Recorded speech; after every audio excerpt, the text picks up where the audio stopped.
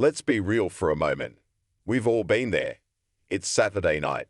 The main card is about to start, and you're doing the mental gymnastics. Is this card really worth $80? You text your friends, check the group chat, and weigh the pros and cons. Maybe you split the cost. Maybe you head to a crowded bar, or maybe you just bite the bullet and watch your bank account weep. That ritual, that moment of hesitation, has been part of being a UFC fan for decades. But what if it all just went away? Last month, Dana White dropped a bombshell that sent seismic waves through the entire combat sports world.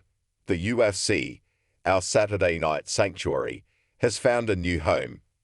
Starting in 2026, the promotion is moving to Paramount Plus in a mind-boggling $7.7 billion deal. And the single most important part of that deal for you and me: the death of the pay-per-view model as we know it. Imagine it, a single subscription, every fight night, every numbered championship-headlined mega event. No more gatekeeping, no more agonizing decisions. All the fights, all the time. It's a monumental shift, the kind that redefines a sport for a generation. The news has been swirling, with fans and fighters alike wondering what this new era will truly look like. We've already heard that one current champion has inked a new contract under this future paradigm, signaling that the tectonic plates are already shifting behind the scenes. Now, thanks to new comments from TKO President Mark Shapiro, we're finally getting a peek behind the curtain. And the story of how this game-changing deal came together is even more dramatic than we could have imagined. The bombshell revelation: ESPN was never in the running. For years, the UFC and ESPN have been synonymous. The partnership felt locked in, a foundational part of the sport's modern identity.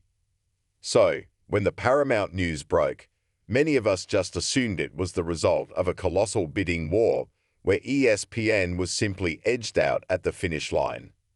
According to Shapiro, that couldn't be further from the truth. In a stunning admission, the TKO president revealed that in their minds, re-signing with ESPN wasn't even a realistic possibility. They went into the negotiation period with the core belief that things were going to change, one way or another. This wasn't a breakup, it was a conscious uncoupling before the other side even knew the relationship was over. As reported by the venerable Damon Martin of MMA Fighting, Shapiro laid it bare. They knew ESPN wasn't going to be able to compete with the offers they were anticipating. Think about the weight of that statement. The UFC and its parent company, TKO, had grown so massive, so globally powerful, that they felt the worldwide leader in sports could no longer keep pace with their ambition. They weren't just looking for a broadcaster. They were looking for a partner to launch them into the stratosphere, and they were confident ESPN didn't have the fuel for that kind of journey. This wasn't a guess. It was a calculated business strategy. The UFC knew its worth and decided to bet on itself in the open market. The dance of the streaming giants. So if ESPN was out, who was in? This is where the story gets truly fascinating. Shapiro confirmed that the UFC held serious conversations with a who's who of digital behemoths. We're talking about Netflix, Amazon, and Apple. Take a second to let that sink in.